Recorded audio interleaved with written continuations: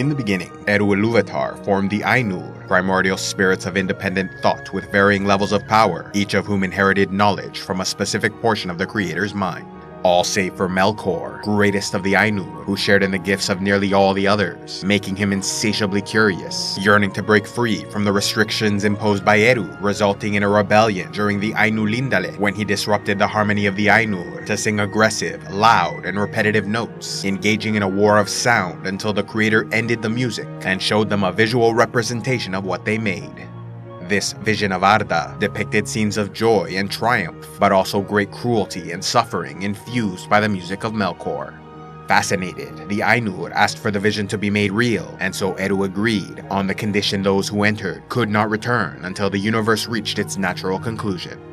As a result, some Ainur remained in the Timeless Halls, while others descended into the universe Ea, where the 14 most powerful became the Valar, taking dominion over the shaping and oversight of Arda, while the lesser and far more numerous Maiar mostly served to aid the Valar however possible. Seeking to rule this world, Melkor was not considered one of the Valar, as he claimed kingship over all others, wreaking havoc upon any who would not submit. When the other Valar stood united in their opposition, Melkor realized ruling this world was no longer possible, and so instead sought to destroy all of creation, causing so much damage the lands of Arda changed form.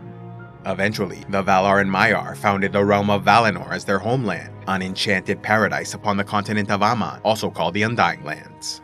Requiring a light source, the Valar created the two trees of Valinor, Laurelin and Telperion, beginning the years of the trees. Meanwhile, Melkor claimed the eastern continent of Middle-earth, ruling from the northern fortress Utumno, while his western fortress Angband was commanded by his chief lieutenant, the fallen Maya Sauron. Although many of the Maiar served the Valar, some chose independence, pursuing separate goals and largely keeping to their own affairs, while others still grew corrupt and ambitious, becoming servants of Melkor. Among the most fearsome of his Maiar servants were the Balrogs, fire spirits taking physical form, led by Gothmog, another lieutenant of Melkor. Learning of the Dark Lord's presence in Middle-earth, the Valar grew concerned for the Elves Who Awoken Cuiviénen, the first of 3 child races meant to populate the world. Melkor, ever seeking to perpetuate misery and destruction, started capturing wayward elves to torture and twist into monstrous orcs, ready to obey his every command. One of Melkor's greatest desires was to become a creator like Eru, forming his own living beings, yet this was impossible, as only Eru possessed the secret fire that fueled intelligent life. Therefore, Melkor used his dark powers to corrupt living beings until they were a horrifying mockery of their former selves. Wanting to protect the elder children of Eru, the Valar and Maiar defeated Melkor in the war for sake of the elves, capturing him with a special chain Angainor before returning west. So eager to be done with the conflict, they failed to eliminate the remaining servants of the Dark Lord who escaped the fighting or remained hidden in the lower levels of his fortresses. With Melkor gone, the Valar invited the elves to live with them in Valinor, as Eru granted them the Gift of Immortality, meaning they could withstand the magical energy flowing through the Undying Lands. Those who accepted the invitation became the Vanyar, Noldor, and Teleri elves, while the tribal forest dwellers who remained were called the Avari. Although both the Vanyar and Noldor made it to Valinor without issue, the Teleri fractured throughout the journey, with some remaining in the lands they passed, while a great many others settled in the northwestern region of Beleriand, like their leader Elwë, who married the Maya Melian and founded the kingdom of Doriath. The great Lord Kirdan also stayed behind, ruling over the havens of the Falas more from duty than choice, as he was specially chosen by the Valar to build ships that might transport future elves traveling west of Valinor. As for the Teleri who completed the great journey, they became shipbuilders, while the Vanyar dedicated themselves to serving the Valar, and the Noldor became great craftsmen and smiths, all the while Melkor seethed in captivity, hating the elves and plotting his revenge. Imprisoned for 3 ages, Melkor at last enacted his plan, feigning repentance to seek pardon from his good-hearted brother Manwë, king of the Valar, who released him over the objections of others. At first, Melkor was helpful and kind, but everyone learned the truth when he allied with the Ungoliant, a primordial being of evil, to launch a devastating attack that destroyed the 2 Trees of Light, plunging the continent into darkness. They then moved north to the fortress of Formenos, where Melkor killed Finwë, ruler of the Noldor Elves, stole the 3 precious Silmaril jewels of the High King's eldest son Feanor, and fled east to Middle-earth. Outraged by the crimes against his family, the new High King, Feanor, gave a rousing speech and swore a powerful oath along with his 7 sons, vowing to recover the Silmarils by any means and at any cost. To begin, this meant sailing east to fight the War of the Great Jewels against Melkor, renamed Morgoth meaning Black Enemy, superseding the history of hostility between the sons of Finwë. Fingolfin and Finarfin temporarily unified with their elder brother, the new High King, but soon enough fractured once more when Feanor and his most loyal followers committed the first kinslaying, slaughtering the Teleri elves of the coast to steal their ships for the voyage east across the sea. In response to their departure and the kinslaying, the Valar sent Mandos, the Doomsman, who foresaw tragedy and devastation for all Noldor that left the Undying Lands. Upon hearing the doom of Mandos, Finarfin and roughly a tenth of their people returned to Valinor, but Finarfin's children continued on, including his daughter Galadriel, whose beautiful golden hair was said to have captured the light of the two trees, inspiring her uncle Feanor to create the Silmaril jewels. Feanor's admiration for Galadriel grew so intense that on 3 occasions he asked for strands of her hair, but each time was refused as she sensed darkness in his heart. Despite mistrusting her uncle, she was eager to join the journey, as Galadriel had a rebellious and independent heart, wanting nothing more than to explore these faraway lands and rule a kingdom of her own. Angered by the criticisms and judgments of others, Feanor departed with his faction across the sea, leaving Galadriel and the others following his brother Fingolfin behind, feeling their opposition to the kinslaying meant they could not be sufficiently relied upon in the coming war. Yet the remaining Noldor were determined to reach the eastern continent, and so traveled north through the dangerous icy wastes of Helcaraxe. Meanwhile, Melkor ruled from his fortress of Angband, gathering together all former servants, including Sauron and Gothmog, to spread corruption across the continent. In the east, the younger children of Eru came into the world, with 7 dwarf clans claiming the Blue, Misty, and Red Mountains, while humans awoke in the lands of Hildorian with the rising of the sun and moon, created by the Valar to replace the 2 trees and illuminate the entire world. Yet as human settlements spread, they came under the influence of the Dark Lord, causing some to depart from these lands, becoming the Atanatari, who journeyed west until reaching Beleriand, where they were known as the Edain. Over the next 5 centuries, the Noldor fought the War of Great Jewels alongside their allies, including the Dwarves of the Blue Mountains, the 3 Edain human houses, and some of the Teleri elves, now called Sindar, who populated Beleriand since the days of the Great Journey west. Despite losing many heroes, like High King Feanor, who died fighting a horde of Balrogs, and his successor Fingolfin, who died in single combat with Morgoth, the allies won a number of early victories, allowing the elves to live in relative peace for many years.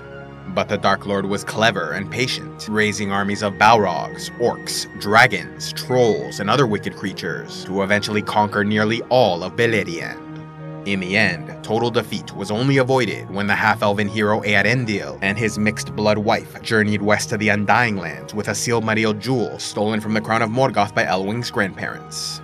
Begging for their assistance, the Valar decided to intervene and launch the War of Wrath, a bloody 40-year struggle in which they fought their way to Angband, only to lose momentum near the end, facing possible defeat, until the hero Eärendil flew into battle aboard a skyship, accompanied by a host of eagles, to destroy the enemy's winged dragons, including Ancalagon the Black, largest and greatest among them. When at last the forces of the Dark Lord were defeated, Morgoth tried to sue for peace, but was instead forcibly captured, with his feet hewn from under him, before the Valar unhoused his spirit and sent it through the Door of Night into the Timeless Void, unable to return until the final battle of Dagor Dagorath at the end of the world.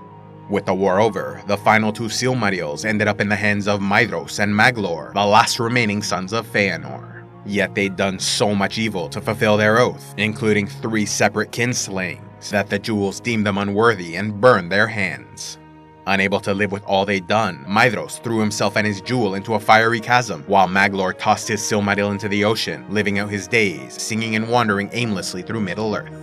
For centuries, the Valar did their best to avoid interfering in the affairs of Middle-earth, and now were once again reminded why that was the right decision, as their fighting caused the collapse of Beleriand into the sea. Therefore, they resolved to return home and never again interfere with the peoples of the East.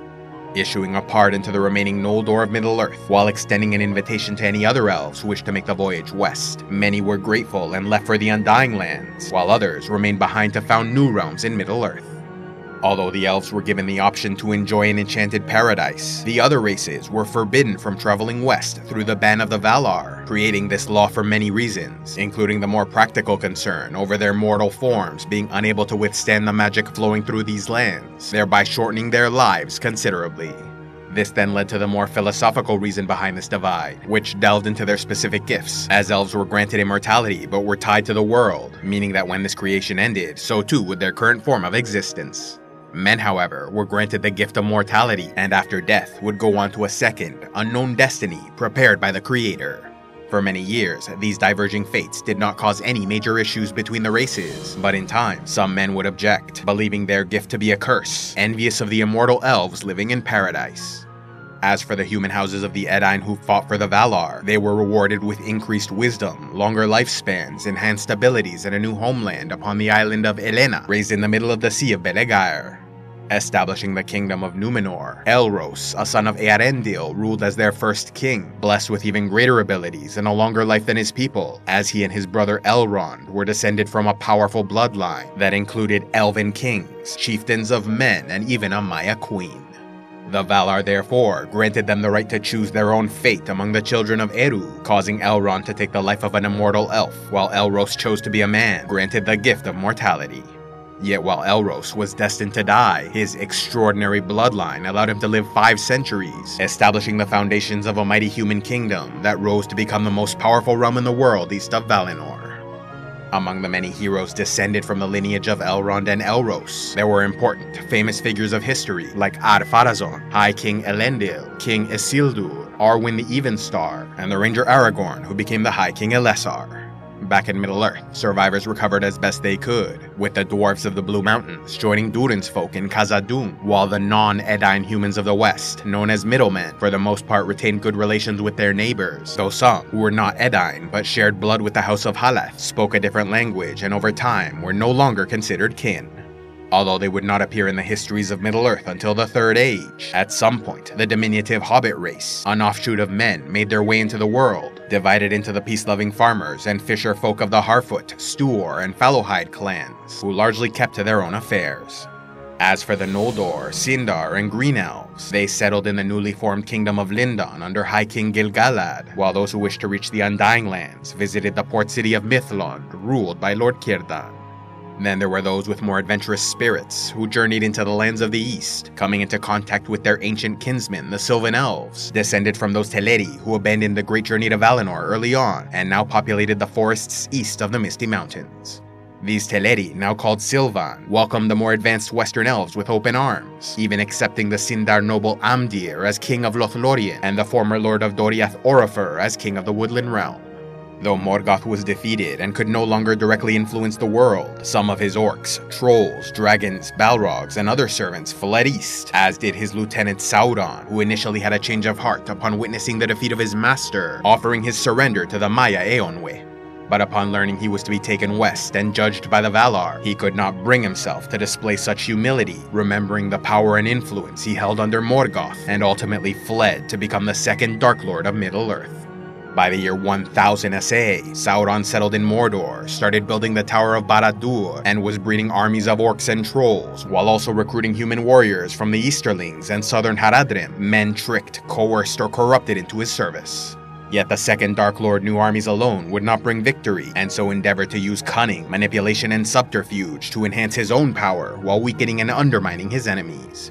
The Elves, meanwhile, continued to settle lands east of Lindon, with Galadriel, the Lady of Light, and her Sindar husband Lord Celeborn, a former Lord of Doriath, ruling over the Elves of Eriador from Lake Nenúiel for a few centuries.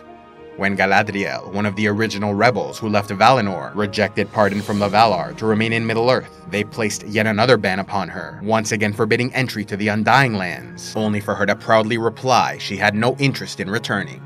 Eventually, Galadriel, her husband, and daughter Celebrian moved to the newly settled realm Eregion around the year 750 SA, ruled by her kinsman Celebrimbor, a great smith renowned for his skill and ancestry as the grandson of Feanor, possibly the most famous and powerful elf to ever live.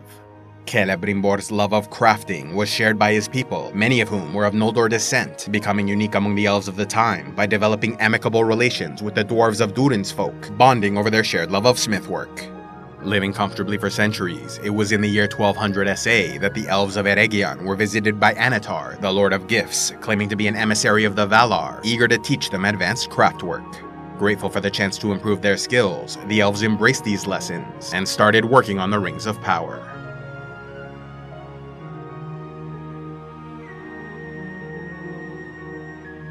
A special thanks to all those who contribute to CivilizationEx, like Sir Daeron of House Ashford, Sir Elendil of Numenor, Sir Jeremiah Ironside of House Comsia, Chris Wilder the Crimson Shadow, and Sir Fred Heartless, Knight of Iron and Ice. If you'd like to help the channel, be sure to give a like, leave a comment, subscribe, and click on the links below, or else go to patreon.com/CivilizationEx, where you can gain early access to videos, vote on future content, and watch the Patreon-only series, Heroes of Lore and Legend.